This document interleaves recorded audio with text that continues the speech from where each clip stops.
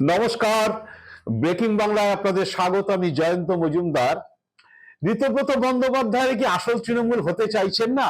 ঋতব্রত বন্দ্যোপাধ্যায় যবে থেকে দল ভেঙেছেন বা দলীয় বিধায়কদের নিয়ে স্পিকারের কাছে চিঠি দিয়ে বিরোধী দলনেতা হয়েছেন, তারপর থেকেই তিনি বারে বারে বলেছিলেন যে তারাই হচ্ছে অল ইন্ডিয়া তৃণমূল কংগ্রেস, আসল অল ইন্ডিয়া তৃণমূল কংগ্রেস।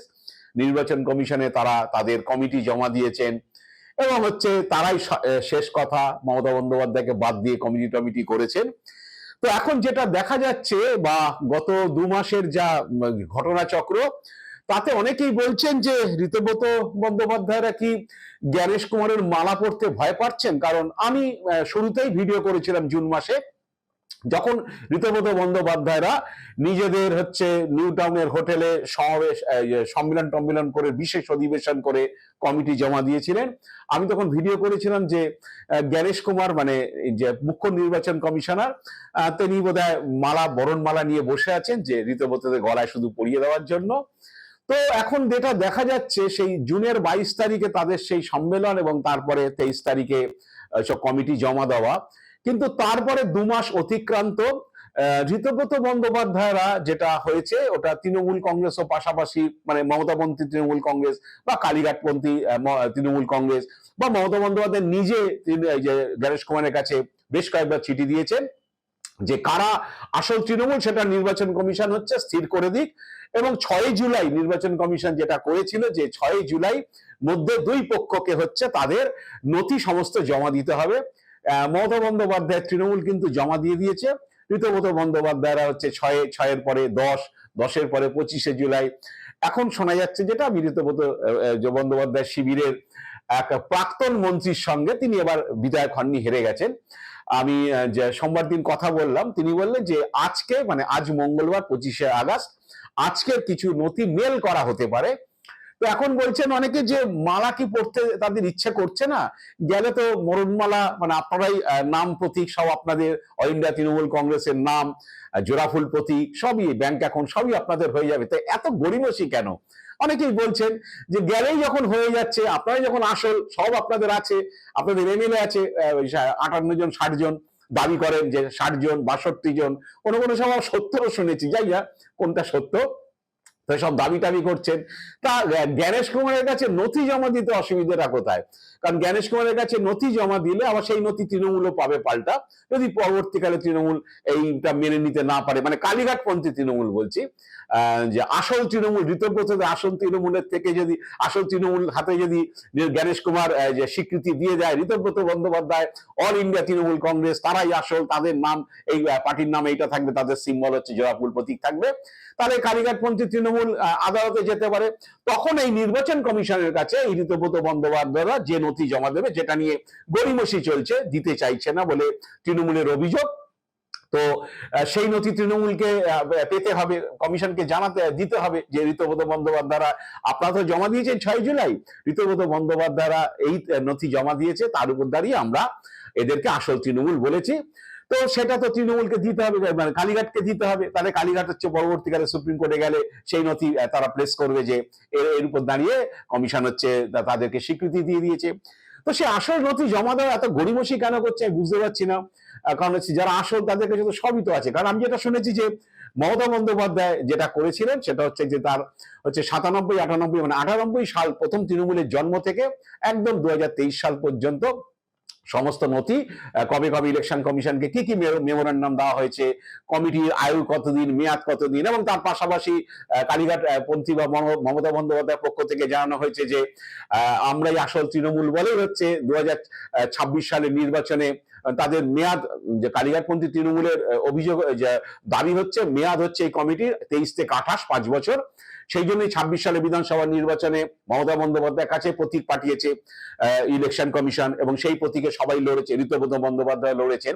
তো এখন ঋতব্রতরা আবার দাবি করেছিল না 25 সালে তাদের দলের মেয়াদ শেষ হয়ে গেছে, 26 সালে তারা এই বিধায়করা এবং জেলার সব নেতারা মিলে বসে বিশেষ অধিবেশন করে কমিটি, জাতীয় কার্যকরী সমিতি গঠন করে ইলেকশন কমিশনকে দেওয়া হয়েছে।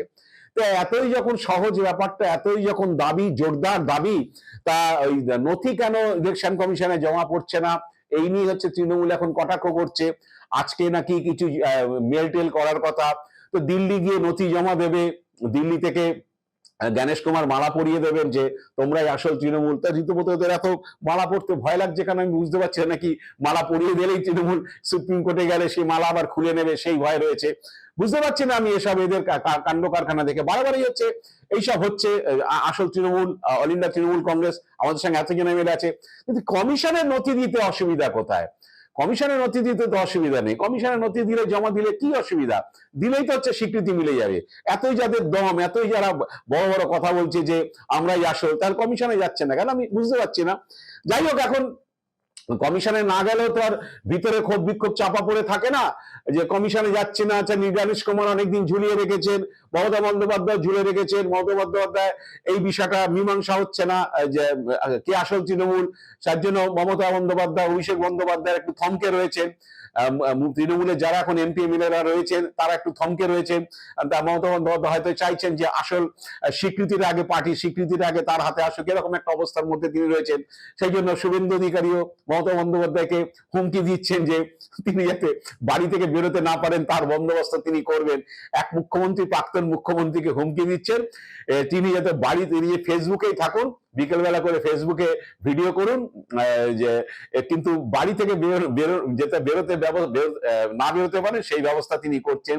মমতা বন্দ্যোপাধ্যায় তো ঘাপটি মেরে রয়ে চুপ করে রয়েছেন যে আসলে সে পার্টির স্বীকৃতিটা তার দরকার। তার দুটো জিনিস দরকার আমি যেটুকু বুঝি, এক হচ্ছে পার্টির স্বীকৃতিটা, যে অল ইন্ডিয়া তৃণমূল কংগ্রেস, যে মমতা বন্দ্যোপাধ্যায় হচ্ছে আসল তৃণমূল কংগ্রেস এবং সিম্বল তার, এইটা তার দরকার প্রথমত। সেটা কমিশন যদি রীতিমতদের দিয়ে দেয় তারা সুপ্রিম কোর্টে যাবে এইটা।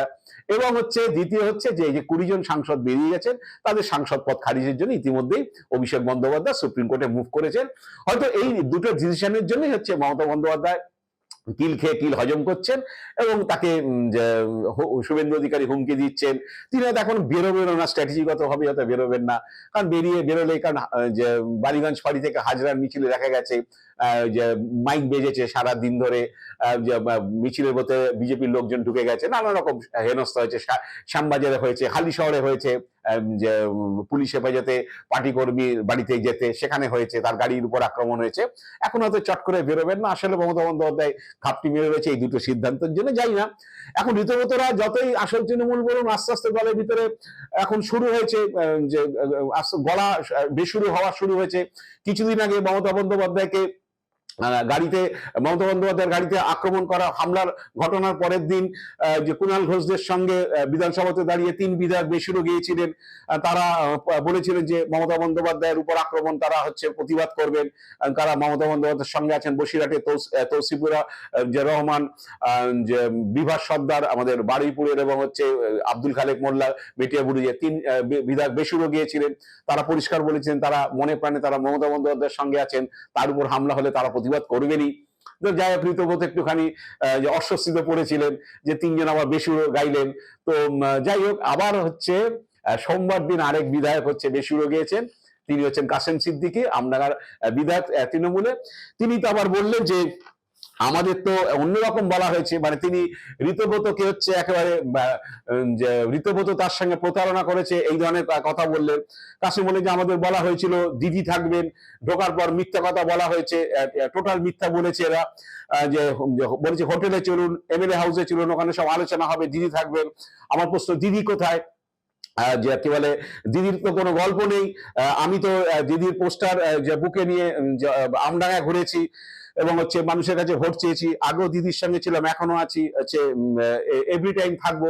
তো কাসেম সিদ্দিকী কি বলেছিলেন যে সোমবার দিন আমি আপনাদের একটু শুনিয়ে দিই, কুণাল ঘোষের পাশাপাশি তিনি বলেছিলেন, শুনুন কাসেম সিদ্দিকীর কথা।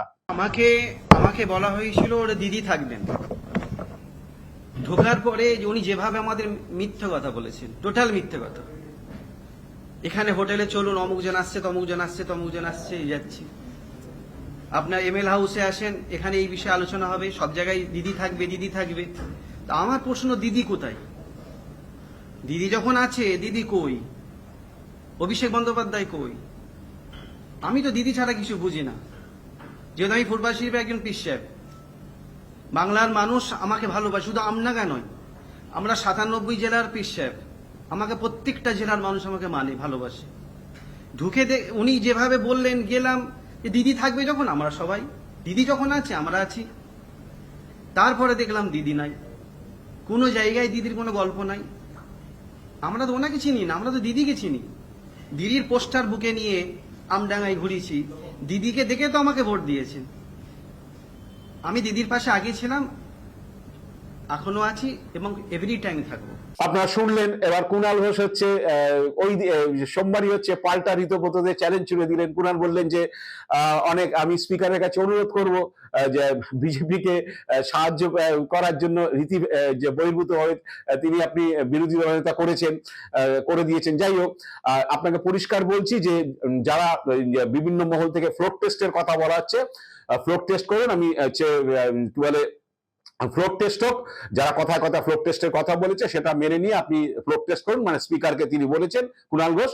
এবং ফ্লোর টেস্ট হচ্ছে সিক্রেট ব্যালটের যে ভিত্তিতে। তো এরকম ধরনের চ্যালেঞ্জ কুণাল ছুড়ে দিয়েছেন স্পিকারের কাছে এবং অবভিয়াসলি ঋতব্রত বন্দ্যোপাধ্যায়দের কাছে।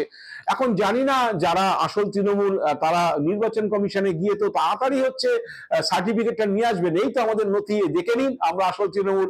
কে কোথা থেকে মমতা বন্দ্যোপাধ্যায় তৃণমূল বলে দাবি করেছে ওসব আপনারা আমল দিচ্ছেন কেন? আমার সঙ্গে মশাই 60 জন এমএলএ, 65 জন এমএলএ রয়েছেন, এত সব জেলার নেতারা রয়েছেন, এত সরি প্রাক্তন মন্ত্রীরা রয়েছেন। গিয়ে তো আগে সার্টিফিকেটটা নিয়ে আসবেন। কেন তো গড়িফসি করছেন, কেন তো লুকোচুরি করছেন? মালা পড়তে কি ভয় লাগছে? কারণ মালা যদি জ্ঞানেশ কুমার পরিয়ে দেয় তারপরে কিন্তু আর জ্ঞানেশ কুমারের হাতে কিন্তু আর হচ্ছে দড়ি কিন্তু থাকবে না, রশি কিন্তু হাত থেকে ছিটকে যাবে, কারণ চলে যাবে তখন কিন্তু সুপ্রিম কোর্টে।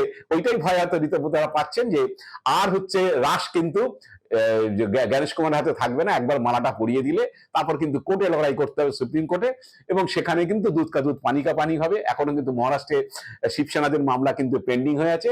জানি না এবার হচ্ছে ঋতব্রতরা আসল তৃণমূল প্রমাণ করার জন্য কবে সুপ্রিম ইলেকশন কমিশনে যাবেন, তাদের নথি জমা দিয়ে সার্টিফিকেটটা নিয়ে আসবেন। আমরা সে আশায় বসে আছি। এবার হচ্ছে আর সত্যি সত্যি কুণাল ঘোষ যে চ্যালেঞ্জটা দিয়েছেন সেই মতো হচ্ছে স্পিকার ফ্লোর টেস্ট করে কিনা, কতজন বিধায়ক ঋতব্রতর সঙ্গে আছে, এবং গোপন ব্যালটে সেই ফ্লোর টেস্ট হয় কিনা, মানে বিরোধী দলের যারা বিধায়ক রয়েছেন, তৃণমূলের যে 80 জন বিধায়ক রয়েছেন তাদের মধ্যে কারা কারা ঋতব্রতর সঙ্গে আছেন, সেটার জন্য গোপন ব্যালটে স্পিকার ভোট করেন কিনা, এসবের অপেক্ষাতেই আছি। দেখা যাক ভবিষ্যতে কি হয়। আজ এ পর্যন্তই। আপনারা ভালো থাকবেন, সুস্থ থাকবেন। নমস্কার।